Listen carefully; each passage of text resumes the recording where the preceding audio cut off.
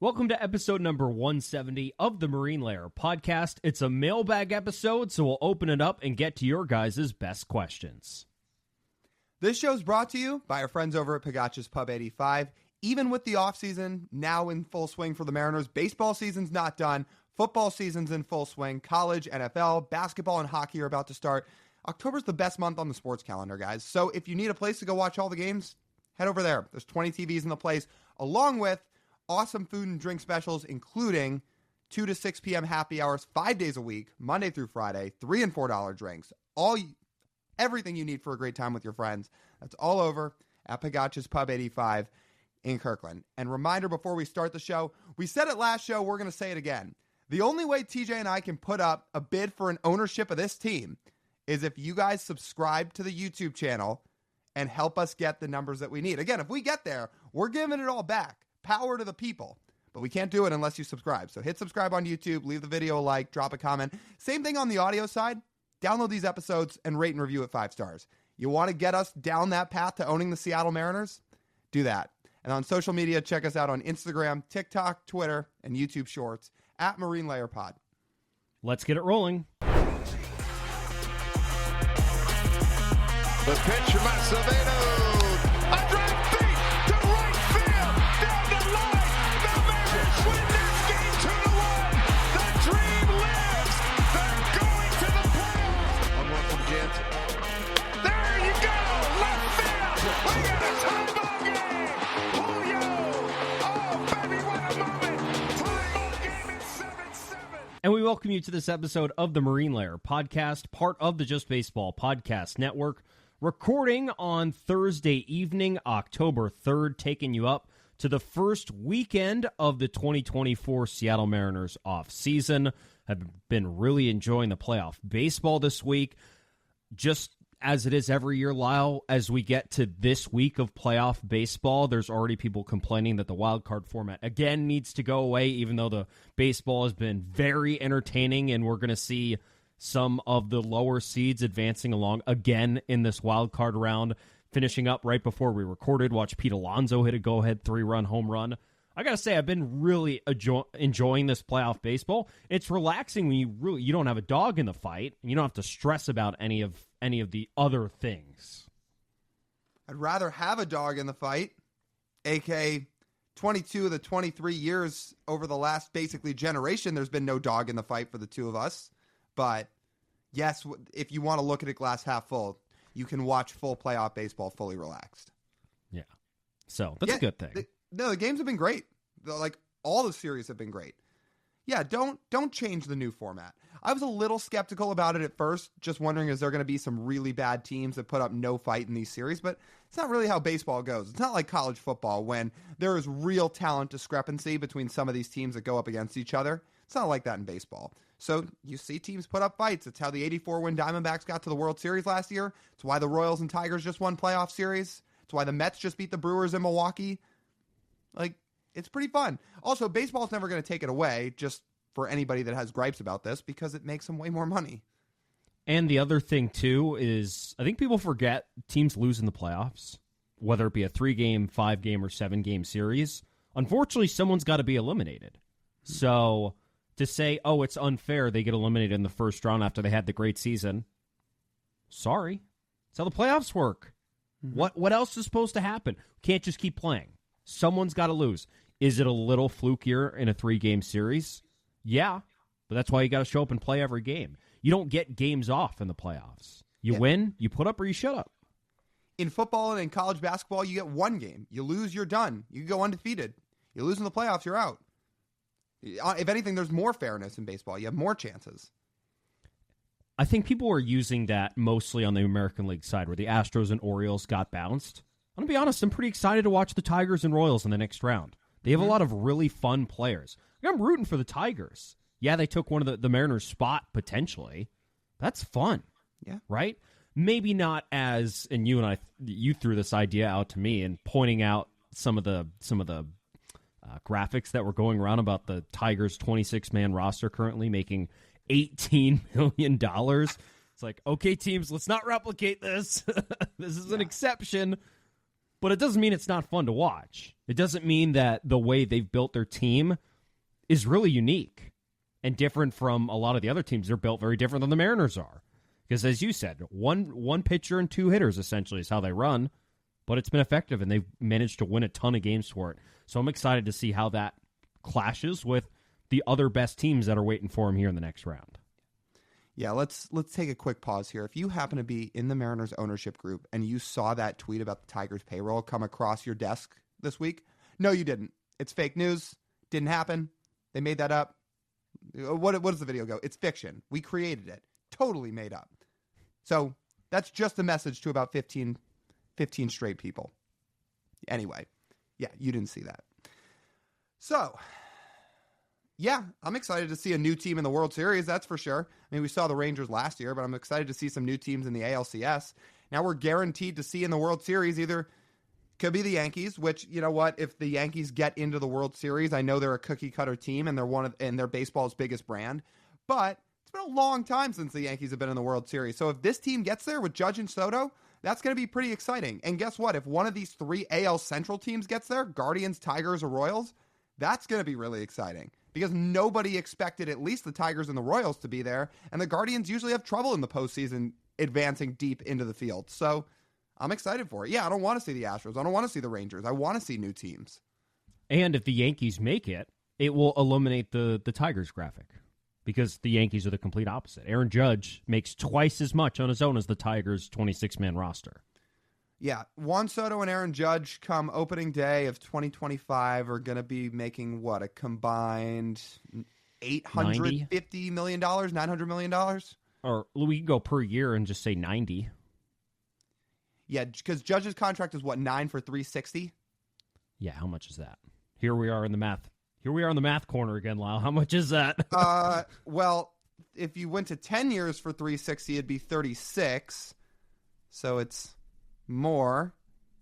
Look at 2 Arizona State grads doing this again. We're sitting here again. We're sitting here again talking about the same thing.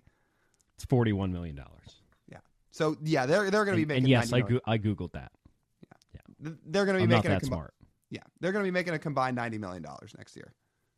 So, and the Tigers roster will not be making that. Now, I said active 26-man roster because they do still have some deferred contracts that, like Mickey Cabrera. So, or Javi, yeah. So, it's not perfect, but entertaining. I think new is what we could ask for, and at least if the Yankees make it, as you said, they hadn't made it in a while. But man, does Major League Baseball need a ratings bump in the World Series? It just goes down every year. The Yankees, it will go up. Yeah, they could really use a Yankees-Dodgers World Series. I'm going to be honest. Like Judge, Soto, Shohei, Mookie, that would do a lot for baseball. Mm-hmm. Yeah, that would be a lot of fun. I mean, I'd tune in to watch that. That would be good. Yeah. It'd be fine with the Central teams, but it would be a lot better Dodgers and Yankees as well. There are a couple other things you wanted to get to first before we get to the mailbag. Yeah. Well, how about this? In the baseball world, but not the Major League Baseball world, I am fired up for this, people. So about a week ago, the Savannah Bananas said, hey, we're releasing our World Tour schedule on October 3rd. Now, for those who don't know, most of you probably know who the Savannah Bananas are at this point and what they're about and why they're so popular. But starting last year, I believe, they started to do this World Tour thing where they said, hey, we're not just going to play in Savannah. We're going to bring this product to you guys. So you don't have to travel out to the small town in Georgia. You can see it anywhere, basically in all the big cities in your hometown if we travel there. Last year they went to a bunch of different cities. This time around they're going to a bunch of different cities, including Seattle, Washington. Let's go. Let's go. The Savannah Bananas coming to town. Now, it's in mid-September, I believe. If you want to look up the exact date, I will. 20th, right? Yeah. Let me sign in and look really quickly. Or let me go find the tweet really quickly. But the Savannah Bananas are going to be in town next September, and I think it's going to be so cool. So a couple different things. Number one, I haven't seen him or talked to him really in years, but maybe the most famous guy on that team named Jackson Olsen, who's a huge TikTok star, social media star. He did a bunch of MLB content for a while.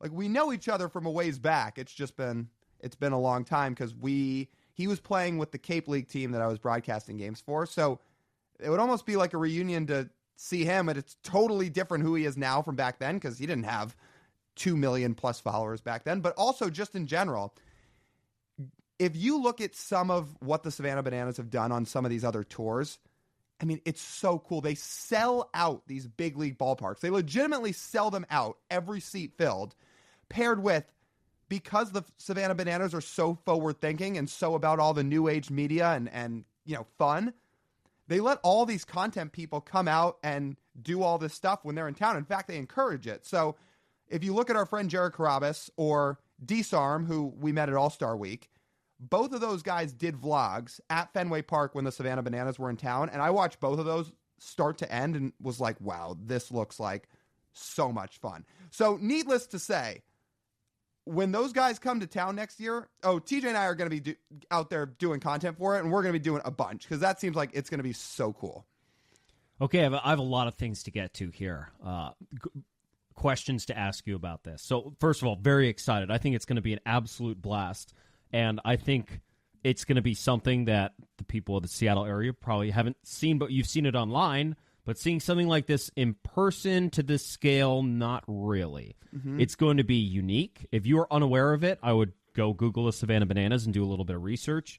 It's baseball, technically, but there's a whole lot more to that. And I'm going to, instead of try and describe everything right here, I'll suggest you go look it up because it is wildly entertaining. It is geared toward Gen Zers. It is trendy. It is fun. They have a whole lot of quirks, both on the field and off the field with their players, with how the food is too. They have like a food policy on there. And again, I don't remember it exactly, so please go look it up. But it's very unique. But my first question is, who's going to draw more? The Savannah Bananas on those 2 days that are there. Let's just pick one of the games of the days that are more attended, or the next Mariners home game on a Saturday.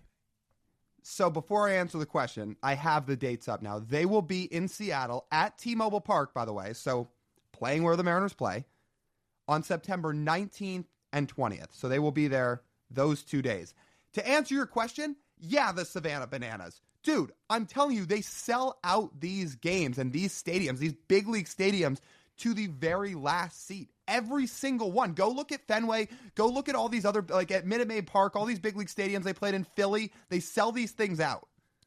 Well, you're answering my question to the point that September Saturdays in Seattle at T-Mobile Park should be sold out because of the team on the field. Should be. Unlike this year. Mm-hmm. Oh, but they won't be. They won't be. Second one.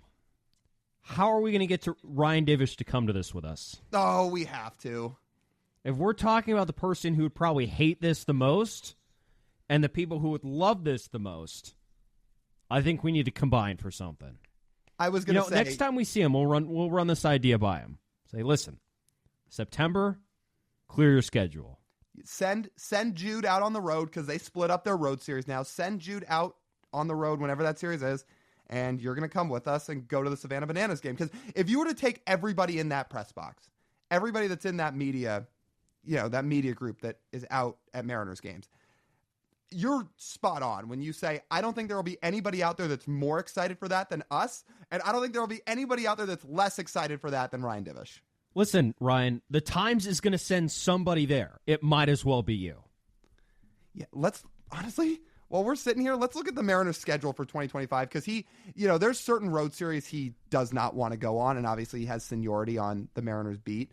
Like if they're going to New York that weekend, that would be a problem. Right. He's probably not skipping that. If it's some bad road series, they're in Houston, which so we'll see. He'll skip a Houston series. I was gonna say I don't think he loves Houston. I think he was talking about that just recently. I don't love Houston.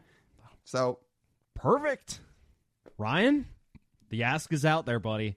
Mm-hmm. September 19th to 20th, 2025, Savannah Bananas. Marine Lair Podcast times Ryan Divish. Yeah. Let's get it. You're probably right. The Seattle Times will actually send somebody to that. Yeah, dude, there's going to be a lot. There's probably going to be a decent amount of media there. Every TV station will be there. The Times will be there. I'm sure the radio stations will be there. It would be, I think it would be extremely flawed to not send somebody there. I actually don't know. The TV stations, maybe. The radio I think yes. The radio stations, I don't think so. What do they gain out of that? That's not like, I don't know. A social media person or a writer? Oh, maybe that. Yeah. Not like Salk's not going to go out there. Probably. Well, maybe his family would want to go. I don't know. Oh, okay, maybe. He's not going to go out there as media to cover it. If his kids want to go, I'm sure he would go, which they might want to go. It's, again, very entertaining. It's catered towards kids for the most part. It's like what you see on your TikTok feed, except they're playing baseball. Right. Like, guys, I'm not kidding. Not only do they sell out these games, you should see the crowd that waits outside the stadium to get into the ballpark when they open. Like, first off, it's a whole ceremony type thing. They're counting down, and they do all these games out there before people even get into the ballpark. But it's like nothing you'll ever see. I'm telling you, these things get sold out. Like, if I'm you guys, buy tickets when they go on sale, because it's going to be worth every penny you pay for them. And yeah, it's gonna be so cool. Like, I can't say enough good things about it. There are not that many people waiting outside Mariners games when the gates open for most regular games to just flood the stadium. There will be people waiting for that Savannah Bananas thing. And what's cool is, like, you're right. There probably will be media out there covering it. Like, the people will probably just send somebody. But what's cool about the Savannah Bananas, I guess for us, is that's like right up our alley. Like, the stuff we do is the stuff they encourage. Like, when you see the type of people that have been out at some of these other games that they've been playing, again, like Disarm, like Carabas, like some of the other content people, obviously they'll let any media out, but it's that type of stuff they really encourage and what they like and love. Like, you know how in the NFL, like for Super Bowl week, they want all these content creators out there because they know what reach they have and how much that can grow the sport. Like, the Savannah Bananas really understand that a hell of a lot more than Major League Baseball does. And because of that, they want that. And obviously, like, you know, there's other content creators here in the market, and maybe they'll be out there too. But yeah, for us, like, it's going to be pretty cool. Pretty exciting. So mark that on your calendar. 11 months from now, 11 and a half months from now. Don't forget. I'm sure it will not be the last time we talk about it here on this podcast until then, to be honest. I'm sure. There is one more thing. Before we dive into the mailbag questions we selected, there is one we can answer here quickly before we actually formally start. The question is about the player to be named later in the trade for Randy Arozarena. Yeah, so this isn't confirmed yet, right? But somebody asked this question. I figured it was going to be a pretty short answer, so I figured we could just answer it before. While we don't have confirmation yet on who that player to be named later is, the tea leaves seem to read that it's probably going to be Walter Ford. Number one, because we know the prospect going back, it's not going to be somebody really high end. It's not going to be somebody in their top 10 to 12 or whatever. So it's not going to be any of the blue chip guys. It's not going to be Logan Evans or Brandon Garcia or some of those starters that are getting close to the big leagues. But it is somebody with real upside, they seem to believe, paired with the fact that I saw a couple people on Twitter notice this, which is probably a decent indication. So the Mariners put out their roster for high performance camp a week or two ago, and who's going to be out there. It's basically all the names you'd expect, all the high-end prospects, all the pitchers, et cetera, et cetera.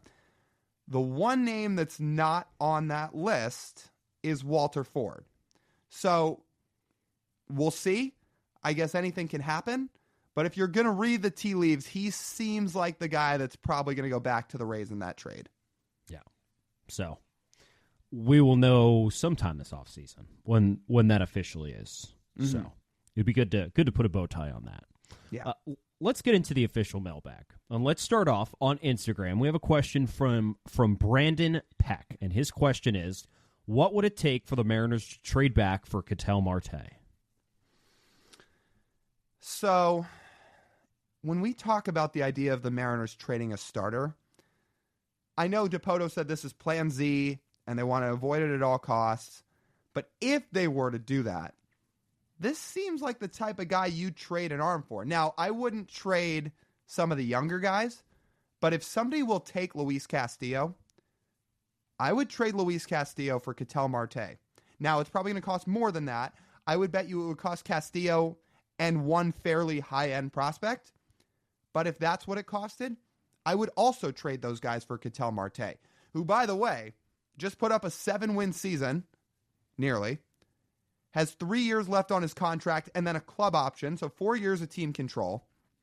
The Mariners need offense, and the Diamondbacks were a bottom 5 rotation in baseball this year. Merrill Kelly and Erod were hurt a bunch of the year. Brandon Pfaadt took a step back. Like, they need guys behind Zach Gallen. And right now, that rotation just wasn't it. Like where do you even want to start with Jordan Montgomery? Obviously, that hasn't worked out. They need pitching. They need top-end pitching. They missed the playoffs this year. They could use Luis Castillo.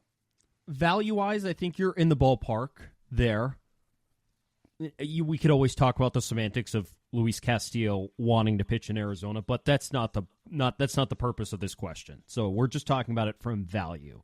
If I were to approach this, let's approach this as if Jerry Dipoto would approach it, and he doesn't want to trade from his rotation. I would say you go for a handful of prospects, and would be a couple that would hurt to trade away, but you go a little bit of volume and you go a little bit of upside. One example I threw out there for a package would be Ty Pete, Michael Arroyo, and Michael Morales. Michael Arroyo won the Hitter of the Year in the Mariners organization. Ty Pete has a ton of upside. Was a high school infielder, first-round pick from last year. You heard him here on this podcast. He played center this year. He's got a lot of tools to him. He's very toolsy and has a lot of upside if the development is there in the future. And then Michael Morales could be ready to pitch in the big leagues next year. So that's 3 prospects. That's the Mariners' 11, 12, and 13th ranked prospects. You go a little bit higher. You can go a little bit lower, depending if the Diamondbacks have any preferences of that package. I think 3 pretty solid, pretty high upside players in your system could get the job done. And when I say 11, 12, and 13, let's just remember the Mariners have a pretty deep farm system right now. It's pretty deep. A guy that's 11 in the Mariners farm system could be as high as 5 in someone else's farm system. It depends. So the Diamondbacks would be okay with minor leaguers.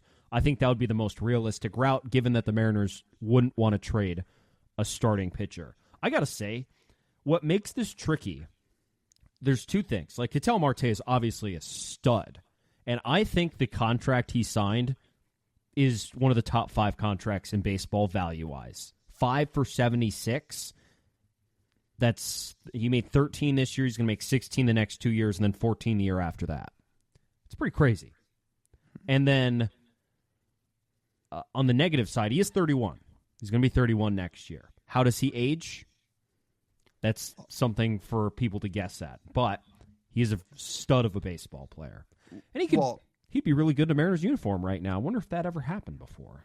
Oh, again, that's one of the few trades I'm actually not going to get mad about, because if you look at the total war between what Mitch did here, what Gene did here, what JP did here, it's actually pretty close. So I won't get that mad. It's funny, though, because we can look at 2 of the remnants of that trade that are still on each other's rosters. They're pretty far apart. Yeah. I will say, though, I wouldn't let the 31 thing deter you away, because we were just sitting here, speaking of guys from Arizona, talking about signing Christian Walker, who's going to be 34, and we're talking about we'd be okay giving him a 3-year deal. So if you're okay paying Walker till he's 36, I would take 4 years of Ketel till he's 35. That's fine. And then but people could have the gripes of a 30-plus-year-old in Seattle, which is fair. Well, you could say that about anybody. Then, again, you shouldn't sign Christian Walker. You shouldn't sign Alex Bregman. You shouldn't sign, like... Oh, wait. Ring. Wait, hold on. I have Jerry Dipoto on the phone. Oh, since Ketel's over 30, you can't pay him $16 million. Oh, okay. All right, got it. Sorry. Yeah, Jerry said it's off the table because he's going to be 31. No, I forgot. Can't be paying older players, Lyle. No, I forgot. It's actually their strategy to not pay really good players. I forgot. Sorry.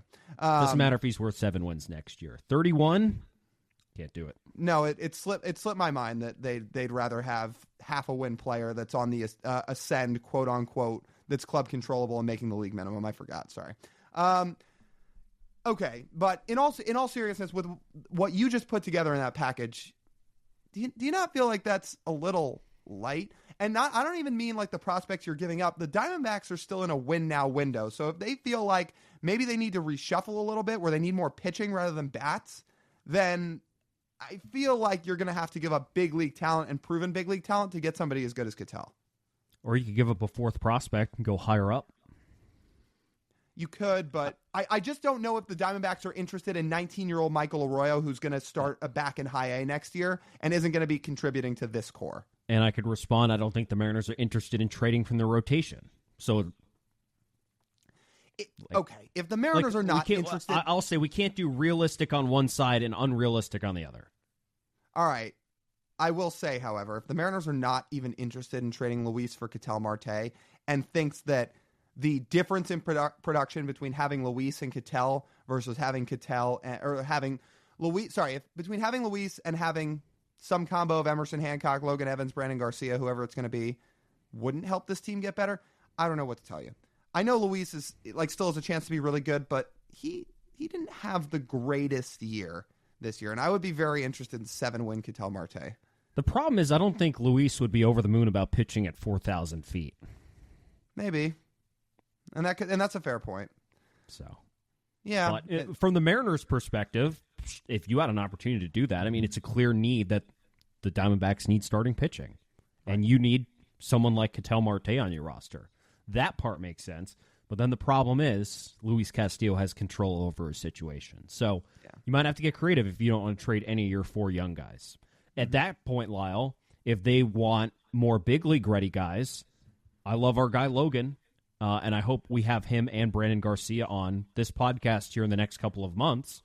But if you're not willing to trade Bryce, Brian, George, or Logan out of that rotation, well, the next guys up are, everyone, three of our guys. Everyone we like. Yeah. Unfortunately, they would be next in line. I was going to say Emerson, Hancock, Brandon Garcia, Logan Evans. Yeah. Like 3 of our favorite guys in the whole org, yeah. Unfortunately, if there's a starting pitcher traded from the Mariners organization, it would if they're not coming out of the rotation, it would be them. That sucks. But yeah, it does. All right. Next question. This comes from SS80_75 on Instagram. And the question that was asked was, how many prospects do you guys think will be on the opening day roster next year? 1. Ryan Bliss. Seems like the only realistic one. I'm not convinced Tyler Locklear is ready yet. And I think you and I agree that if Tyler Locklear's on this roster, he's not going to be on the bench. He'd be starting. I don't think Tyler Locklear is going to be starting at first base for the Mariners next season. Bliss offers more coming off the bench than Tyler Locklear does, which opens a window, especially if Jorge Polanco leaves, for another younger infielder who can play second base on the roster. So that leaves just Ryan Bliss, essentially. I don't know who else you would count as a prospect. Cade Marlowe's not a prospect anymore. A lot of these other guys will not be on the big league roster, or not on the opening day big league roster. Cole Young's not going to be. Harry Ford's not going to be. I would be absolutely floored if any of the pitchers are. Emerson Hancock's not a prospect anymore either. So the prospect pitchers are Brandon and Logan. They're not going to be on the opening day roster either. And I would be shocked if those guys were on the big league roster to start the season. The only way that would make sense is if they turn them into relievers, which goes against most of what we understand this organization's pitching philosophy is for their minor leaguers. So keep them as starters for as long as possible. So I guess that's my take on that. Are you sure Ryan Bliss is even on the opening day roster? I'm not sure he is. I'm not sure, but if there was going to be one, it would be him. Yeah, and the other way Locklear would be on the roster is if they decide him and Luke Raley are just going to platoon at first base. No, I'm not about that idea. They should be going and getting an established first baseman. I'm just saying if you're the Mariners, they may decide to do that, in which case Raley hits the righties, Locklear hits the lefties. Again, here's what the Mariners should be doing. This is my excited face. Check out the YouTube so you can see how much I'm smiling at that idea. Love you, Tyler, but that cannot be a thing. You want it? Well, if you want to see TJ's excited face, go to YouTube and let's say it again. We said it at the start of the show. We'll say it here in the middle of the show. You don't like that idea? You want the Mariners to go invest in those positions and spend real money? Well, you want new owners? The only way that you can get new owners via the Marine Layer podcast is if all of you subscribe that are listening and watching. Because if you do, maybe one day, hopefully, we'll have the money where we can put a bid in the team. We can't do that the second, but in time, we go pay a first baseman, we go pay Pete Alonso, we go pay Christian Walker, but subscribe if you want that. Anyway, yeah, I would say that's an option that the Mariners may take, and that may be how another prospect could be on the roster. But if you're asking me what they should do, again, it should be Robles and right, Julio and center, Randy and Raley basically split time between left field and DH, where those two are in the lineup most days. It just depends on who's DHing and who's in left field. But then when there's lefties in the lineup, you could take Raley out, Randy's in left, Garver DHs because he can hit lefties, and then you go and get a real first baseman. However, they may opt to just go the inexpensive route. So yes, in that scenario, Tyler Locklear could be on the roster. And that's really I would say the flaw with the Mariners' current minor league system, as highly as it's touted. The crop of available major league talent, the high upside major league talent is not there. Not right now. At this time next year, different story. But for 2025, not really the case. Unless if Tyler Locklear comes back a new man in 2025, blows our doors off and takes the step like he had in each of his first two minor league seasons, that's a different story. But we're staring at a 103 WRC plus for him in Tacoma. So that doesn't encourage you to give him a spot on the roster. And Ryan Bliss, again, for versatility purposes, and technically he is still a prospect, would earn that spot. Otherwise, there's just not really any options. So it's a fun thought to think about. But right now, the Mariners don't really have many options for prospects on the roster. They should be worrying about big leaguers, not prospects. It's time to win. Big leaguers, proven players. Thank you. All right, let's get to the next question. And the text is small, so I'm going to have to zoom in on this. Okay. While you zoom in and are looking, I will add one more thing to that last question, which is, if you're talking about some of the bigger name prospects, I don't think any of them start on the opening day roster. Now, if you want some names that could have a chance to be in the big leagues and stick there come the middle of the year, later in the year, yeah, there's a few guys. You could look at Cole Young for sure. You could look at Harry Ford for sure. You could look at both Logan Evans and Brandon Garcia if they need more pitching for sure. But those four probably aren't starting on the opening day roster. Oh, you can throw Michael Morales into that bucket too. Those guys could all see big league time next year, but I don't think any of them start on the opening day roster. This next question's on YouTube from Unfunkable, and it's along the same lines. So his reason, or this user's reasoning, is since the Mariners are so poor at major league hitting, I will assume talent evaluation in terms of player acquisition, why don't instead, Lyle, they start calling up minor leaguers instead, the thing they're good at? I would argue the Mariners do that. Look at most of this core. How many guys are from outside the organization? You just traded for Randy, sure.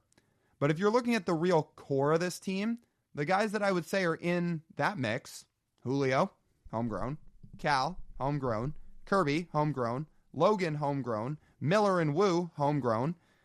It is mostly the developmental side in terms of how the Mariners have gotten their impact players. They have whiffed on some trades. They have whiffed on some free agent signings, but they've tried in that regard. Yet, so far, how they've had more of their successes from the homegrown players. So I would say they have done that, but kind of tying it back to the last question, if you're wondering why in the year 2024 they didn't get more from their homegrown guys, well, they were kind of in this gap where they didn't have a bunch of their guys that were impact players that were ready. You saw a little bit of Locklear. You saw a little bit of Bliss. You saw a little bit of Clase. Cade Marlowe had a cup of coffee in the big leagues again.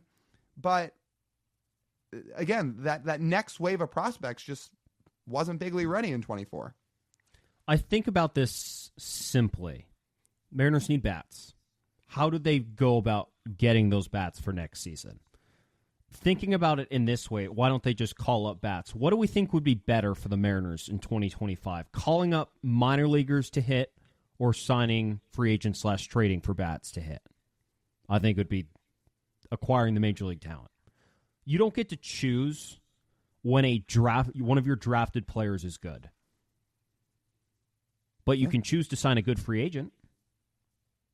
Well, actually, you can't. It's a bad strategy. Oh, well, no, sorry, yeah. You're right. Again, we should have Jerry do this mailbag instead of us. He'd have better answers. This is like, it's fun. It's funny. We didn't even talk that much about 54% last year. Like, we talked about it when it happened, but we didn't sit on this podcast and make a ton of jokes about it. I feel we're not going to live these quotes down. Like, they're going to be circling back a lot this offseason. Oh, by the way, everybody deals with constraints. I forgot. Anyways, I think it mostly boils down to the Mariners need better players right now, and more often than not, those better players are already at the big league level playing on other teams as opposed to in your farm system. Mm-hmm. And that's what they need right now, and that's what they need to go to do. If they're going to swing and miss, they at least better go down trying instead of not trying and thinking that you're smarter than everybody else. That not signing people actually makes your team better. Sign me up. Look, you got to spend the right way. You got to make sure you nail these acquisitions because a lot of them have missed. But we don't have to dive too far into this again. But when you're trying to put a winner together and the only thing you won't try is signing top-tier free agents, I don't understand why you won't give it a shot, especially when the big-name free agents you've brought in over the last decade, when it's happened, rarely, have been really good. So do that. Otherwise, be honest about it. Be honest that you aren't full out all committed to winning and aren't willing to exercise all avenues. Just anyway, you know what? We've had like 2 straight months. Well, not straight months. We have had over the course of the last 2 months me getting really mad on a lot of episodes, and I was actually looking forward to this mailbag because I feel like I can stay pretty even keeled for the most part on this one. So I'm not going to let myself see red again during this episode. What you need is for Howard Lincoln to come back and give his famous quote again. Just be honest. Mm-hmm. Oh, it's not our goal to win the World Series? Yeah. That one, and that we operate like a business. Mm-hmm. Yeah. This is a business. We're going to operate like one. Well, he's honest. You know what? I lied. There is one question in this mailbag where there is a chance I could get into the red, like start seeing red, but not guaranteed. We'll see. So stick around to find out. It's not this one, though, is it? No, it's not. All right, wow. That's a good segue.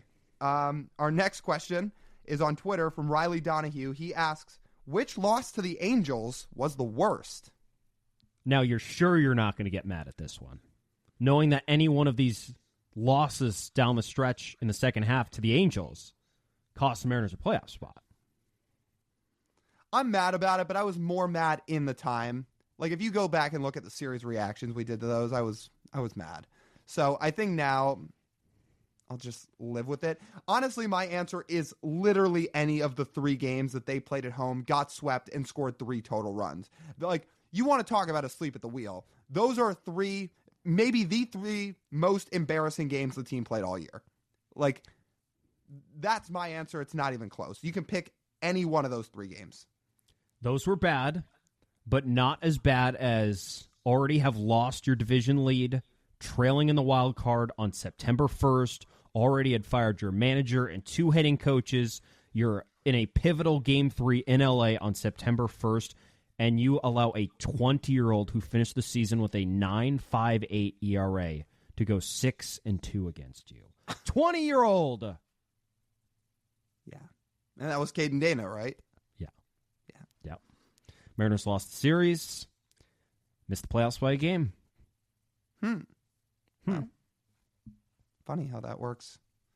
20 years old, Lyle. 9.58 ERA this year. He got shelled his next 2 starts. Absolutely shelled. And he went 6-2 with just 2 hits allowed against the M's. Mm-hmm. It's pretty bad. Yeah. Okay, let's get to the next question. This comes from Greg on Twitter. And the question is, we love the Mariners' rotation, but did the Mariners invest too much draft stock into the pitching to the detriment of their lineup? No, I don't think so. Isn't it a good thing that they have built the best rotation in baseball, and most of it is totally homegrown? Yes, I wish the Mariners had more developed bats, but this is the best rotation in all of baseball, and that is from drafting and developing. By the way, the other part of this argument is the Mariners are investing in bats, and they have some really, really, really exciting bats that are on the way. They're just really young, so they're not here yet. You want to, we can list them off. Felnine Celestine, Colt Emerson, Johnny Farmelo, Lazaro Montes, Ty Pete, Michael Arroyo, keep going. They have some really exciting bats down in the minor leagues. They're just very young, and they're not here yet. Yes, it's unfortunate that when all those bats are ready, that might only be paired with 1, maybe 2 years of this current rotation, but it's not like they're not investing in them. Oh, I didn't even say Harry Ford and Cole Young. Whoops. Yeah, there's another 2. So they're investing in bats, and you want to look at some of their first-round picks they've made over the last few seasons. Up until they drafted Gerangelo and Ryan Sloan this year, they were drafting a ton of bats, but they're just not big league ready yet.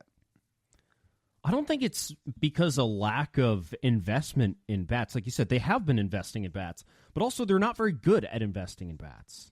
We're excited about all the young guys in the system, certainly, Lyle. They're not proven yet. They're just prospects right now. You think about this. Since Jerry has taken over, in the first 2 rounds, they have drafted 13 bats and 6 pitchers. 4 of those pitchers are in the big leagues, or were at some point. Kirby, Gilbert, Emerson Hancock, and Brandon Williamson, all big leaguers. 4 of 6 in the first 2 rounds. Oh, that's a pretty good hit rate. Throw in Connor Phillips too. He got some big league time last year. Oh, I guess technically, yeah, second rounder. So 5 of 7. That's pretty good. The bats, 13. Since Jerry took over in the first 2 rounds, I'm going to compose myself here. He's taken 13 bats. 3 of them have made the big leagues. Kyle Lewis, Evan White, and Zach DeLoach, who did not debut as a Mariner. Yeah. Now you wonder why people think they hadn't invested in bats. Oh, they have. They have not done a very good job of developing them. We're talking about first and second round picks. These guys should be stars. Out of 13, Lyle, you would think one of those guys would turn into a stud. 1. Zach DeLoach, by the way, had a 622 OPS with the Chicago White Sox this year. Yeah. Now the other guys can be good. Some of those 13 are still in the minors with the Mariners right now. Mm-hmm. But the rest of them, and I'm looking at Kyle Lewis, Evan White, Joe Rizzo, you remember him? Jerry's first, second round pick? Mm-hmm. Guys like that you expect to pop off. That just have not as a Mariner. I will note Cal Raleigh was a 3rd round pick. Turned out okay. 2018 draft. But the rest of these guys, it's not for lack of trying. Not in terms of how this question was framed with draft stock. They've spent plenty of draft stock on hitters, but those hitters haven't turned out well at all. So, does anybody know what on earth is up in the world of Evan White these days? Is he still continuing to play baseball? I mean, I've got his baseball reference page pulled up here. He had 3 plate appearances this year in the ACL for the Angels, aka in rookie ball. Didn't have a hit in those 3 plate appearances, but that's it. I don't know what's going on with this guy. I know he missed all of 2023 with the hip injury, and then once he was traded, I figured he'd at least be back at some point in 2024, but no, he wasn't even playing in AAA. Yeah, I don't know. It's a tragic story. Kyle Lewis, meanwhile, he didn't play anywhere this year. He just wasn't playing. Yeah. At least Evan got paid. Kyle didn't. Mm-hmm. Yeah. One of Jerry's biggest contracts ever. During that Mather press conference, when one of many things he decided to spill the tea on was that when Evan White was offered that contract, he had all these players telling him, don't sign it, and he didn't listen and sign it. Well, it was probably a good idea that he signed it. Yes, in terms of guys they've offered those kinds of contracts to, he's probably the one who benefited the most from getting that. And good for him. I mean, $24 million is an incredible amount of money. So if someone offers it to you, unless you're like Julio, and they probably offered him that contract too before his rookie year. Sign it. Yeah, agreed. Okay, we have 2 more questions to go. One of them is on Instagram. Actually, the final 2 are both on Instagram. One is from K_Y_1507. He asks, besides spending, what would you like to see change with ownership? Well, I have my answer, but I'll let you go first. There's one very obvious one that Lyle and I will both echo. It's transparency. Owners owe it to the public who fund their stadium, fund their roster, buy the tickets, buy the merchandise, watch the team, buy cable packages, buy streaming services, all to watch the team and make the team all this money. So ownership of teams owes it to fans to be transparent with them and be honest about what their goals are and how they plan on fulfilling their responsibility to the fans, which is providing entertainment and a successful baseball team. Because just remember that teams don't exist without fans. Sport doesn't exist if no one cares about it. That's the whole reason it exists. So the very least people can do, the owners can do, be transparent. That's number one. Number 2, I have a very specific one, is that whenever the Mariners want a new stadium, which eventually they will want one, that this new owner, in a philosophical sense, would pay for the new stadium. Because it is one of the biggest ripoffs in this country that the fans who pay for all these teams, who buy, again, everything I listed before, who are the reason that these teams function, also have to pay for the stadium that these teams play in, even though they see zero of the profits that come out of that stadium. So that would be a couple of things for me. I'll leave the rest of the floor to you.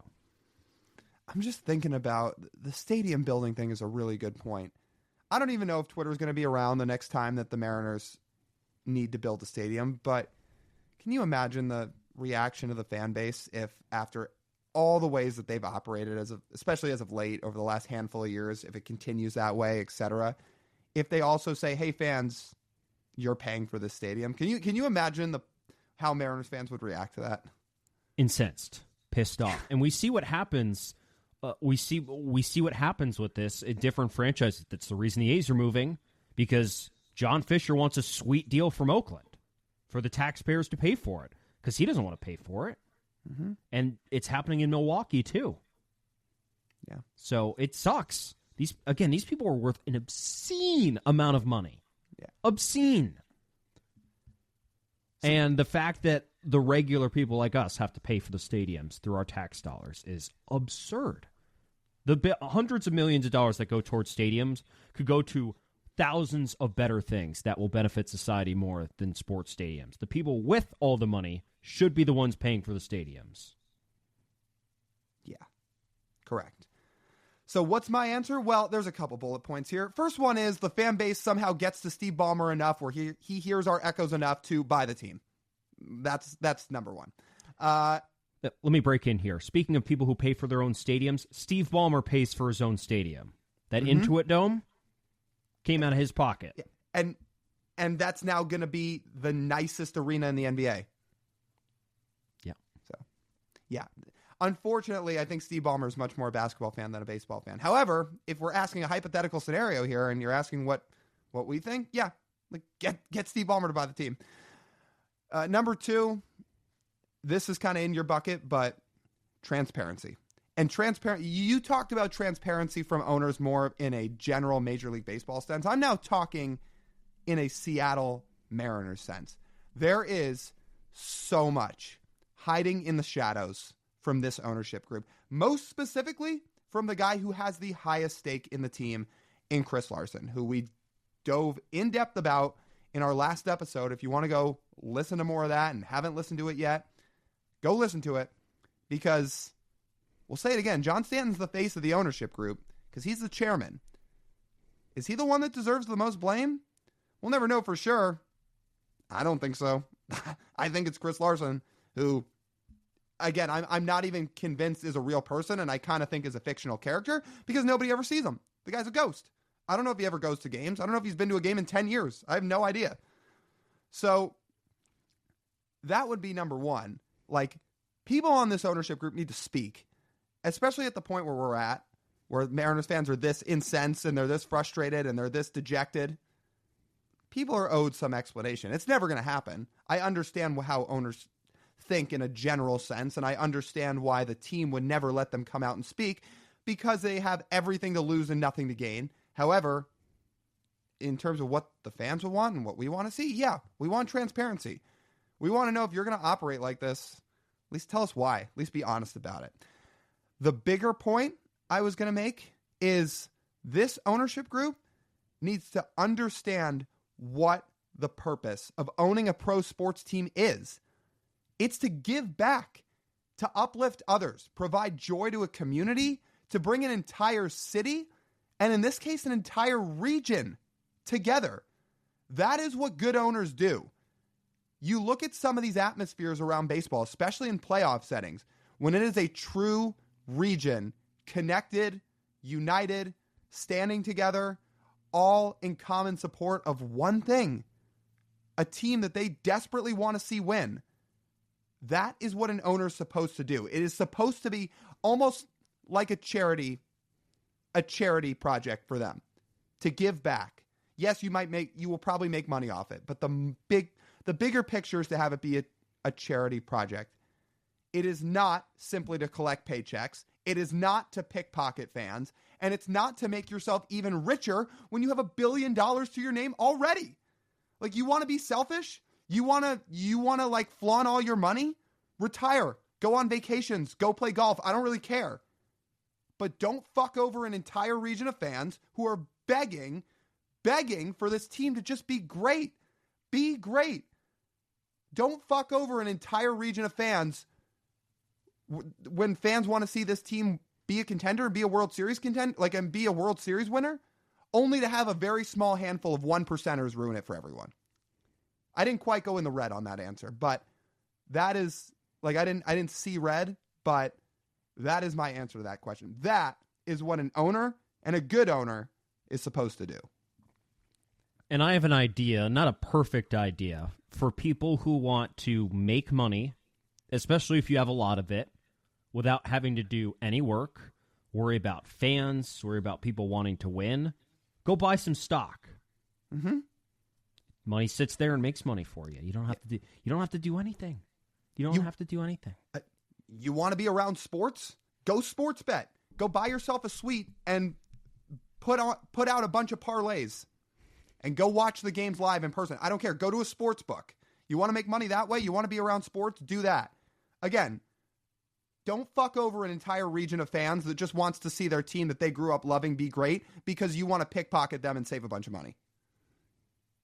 Well said. I don't have anything else to add there, Lyle. Good job. Good. I'm glad. Again, I think that answer was, people in the comments can let us know. That wasn't quite me, like, not like on the last episode where, I'm like really yelling. That is like, you can hear the anger in my voice, but I didn't have to get to screaming levels. So, yeah. Let's end the show on a high note. Mm-hmm. This last question comes from UW Daniel on Instagram. The question is, build your dream Mariners lineup from active MLB players. God, I put this together and I'm like, could you even imagine this is just an all-star team. So no team's ever really going to have this, but it is a fun idea. So here's what I've got. I do have one Mariner on this list. And you may say, Lyle, you have a Mariner on an offensive list? Yeah, believe it or not, yeah. I put Cal at catcher. There is a legitimate argument he was the best catcher in baseball this year. A real argument. You can make the case for some others. That's fine. I think you have somebody different. I went with Cal. Anyway, I have Bryce Harper at first, Marcus Semien at second, Bobby Witt at short, Jose Ramirez at third. My outfield is Juan Soto, Ronald Acuna, Aaron Judge, and of course, if it wasn't obvious enough, I have Shohei DHing. Wow. What Pretty a lineup. good. Yeah. There's a lot of hypotheticals in my lineup where players could have been Mariners or were Mariners. Ooh. Mine could have been too. But no actual Mariners. Well, mine could have been too, but you go first. I wrote mine out as a lineup. So Bobby at short, Bobby Witt Jr., Shohei, Aaron Judge in center, Juan Soto in left, Vladdy at first, Jose Ramirez at third, Jarren Duran I picked as my right fielder based off of 2024 performance. William Contreras is catching.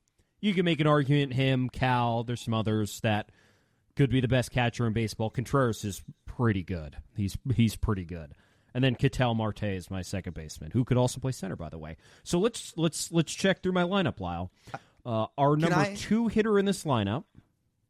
Can I ask you one question before we get into that? I know you said 2024 production alone, and maybe that's more what went into your list. But is there no part of you that feels weird having Jarren Duran in there over Ronald Acuna and Fernando Tatis Jr.? Is Duran not the best right fielder in baseball this year? Maybe he is. There's a case he is. There you go. I don't know. I think I'd still take Acuna or Tatis personally. But anyway, it's not a wrong list. It's just a question. So let's get to the hypotheticals with this list. The number 2 batter in my lineup, Mr. Shohei Ohtani, could have been a Seattle Mariner. They had the Stones to offer him some money, but they didn't. Not a smart strategy. No, it's not a smart strategy to have the only 50-50 player in MLB history on your roster when you can't hit. Mm-hmm. Mr. Aaron Judge was also a free agent. Looked into going to the West Coast as well. Really? Aaron Judge playing on the West Coast? Not a good strategy. Could have been an option. Oh, and I see he had one of the 10 best offensive seasons of all time this year, right? But that doesn't help a team that can't hit. Yeah, no. He also happens to hit really well in T-Mobile Park. But again, like paying a guy in your 30s who's one of the best hitters of all time at this point, no, it's a bad strategy. Number 4 hitter in my lineup will be a free agent this offseason, but he's still too old to sign. Juan Soto. Well, he's younger than Bryce Miller. He's way too old. Again, like I said on the last episode, put Juan Soto in a retirement home. Like, again, is there a theme here? Not a smart strategy. And then the number 9 hitter of this lineup was a Jerry Dipoto Mariner at one point. So there you go. The Mariners nostalgia tied back to my lineup. Yeah. I mean, there's guys you can list off on my list too. I mean, you already covered Shohei, you covered Judge, you covered Soto. I guess the only other one I'd cover on my list is Marcus Semien, who, again, would have been awesome. But nope, not a smart strategy. No. Although they did want him. Yeah, so that's the one thing I'll say about him is that one may be more on Scott Boras than the Mariners. Now, were the Mariners willing to go 7 years? I don't know. We don't know all the details of the contract. They might have wanted to go like 5, but Lyle, why would they double back on their philosophy? No. So again, Marcus Semien was 30 plus. Where's the benefit? It ultimately comes down to once again, not a smart strategy. No, it's not. No, it's not. The Mariners are better off without Marcus Semien. It's clear as day. What, you didn't love Abe Toro at second base? At least he has upside, Lyle. He's young. He's controllable. Switch hits. Traded him in one of the most impactful, chaotic trades in Mariners history. Yeah. Who wouldn't want that? TJ, I just want you to sit here and mull this over for a minute here. Like the swing in the pendulum that we saw. The Mariners opted not to sign Marcus Semien and rolled out Abraham Toro. Now, this is a safe space. How does that make you feel?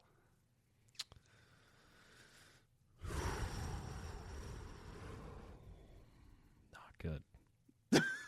They watched Abe Toro in 2021. Sat there and thought,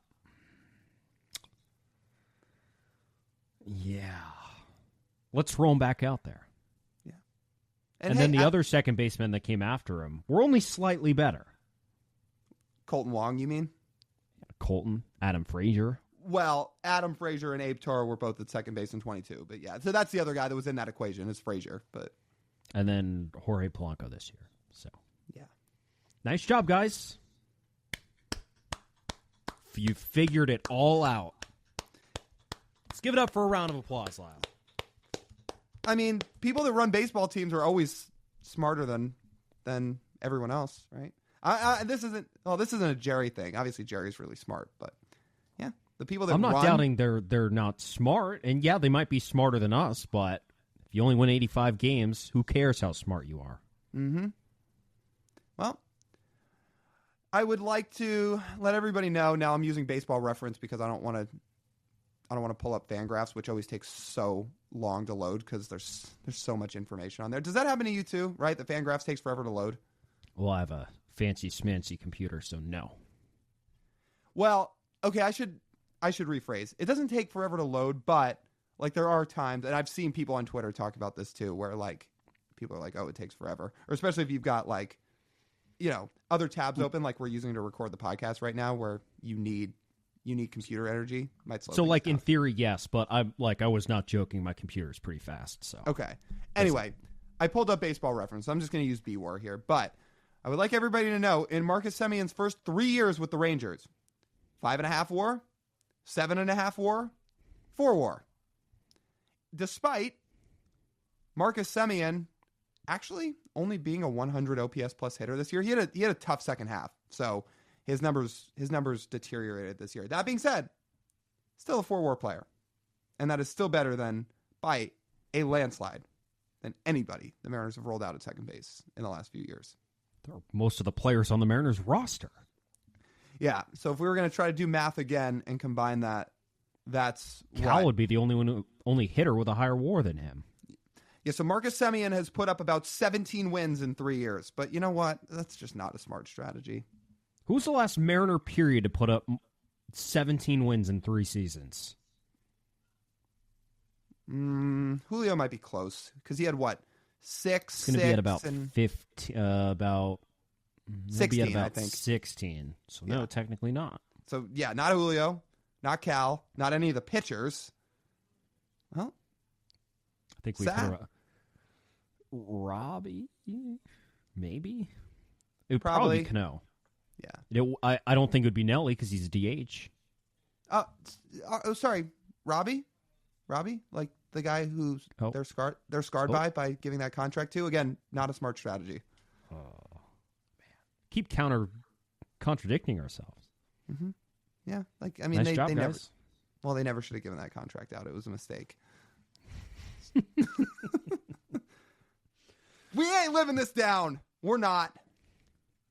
Sorry. Well, as soon as they sign a free agent this offseason, our first reaction on this podcast is going to be, oh, not worth it. Actually, team's going to be worse off. Forget Mariners signing free agents. Every time we see any free agents this winter that we're interested in go off the board, that's probably going to be our reaction too. Well, not a smart strategy. Yankees win the World Series. They re-sign Juan Soto to a $500 million contract, and at least we can go to sleep knowing the Yankees will be worse off in the future. They're not going to be better. Yeah, by giving future Hall of Famer and modern-day Ted Williams all the money he deserves. Yeah. Now have 2 future Monument Park guys out there too. Oh, yeah. I mean, Soto stays in the Bronx the rest of his career. Yeah, he's going into Monument Park. And Judge, but it's not worth it. It's not worth it. No, he's not worth it. Yeah, again, I'll say it again. We didn't do that much 54% talk last year. I feel like there's going to be a lot more of this offseason. You gotta every day. I think on Brock and Salk, it needs to be your mission to get one of those in. Just say not a smart strategy. Yeah, it's not smart. Adding guys in free agency is not smart. Yeah, I'm down. Okay. You got to counterbalance the energy of the show. You got it. It's true. It's your job to stir the pot. It's my job to be like the voice of Mariners Twitter on that show, I guess. It is. Yeah, you're the only one actively on it. It's true. Well, we can try. Hopefully you guys enjoyed that mailbag. Obviously, you guys always deliver with the questions you send. So thank you guys to everybody that sent us questions. If we didn't get to yours, send us in more the next time we have a mailbag, and we will absolutely try and get to it. But for now, that'll just about wrap up this edition of the Marine Layer Podcast. You guys know the drill. You want to listen to the full form podcast, make sure to download these episodes. Leave us a 5-star review when you rate and review this podcast. If you're watching on YouTube, make sure to like, comment, subscribe, and then follow us on social media, Instagram, TikTok, Twitter, YouTube Shorts, @Marine Layer Pod. That's TJ. I'm Lyle. As always, we thank you guys for tuning in. We'll talk to you soon.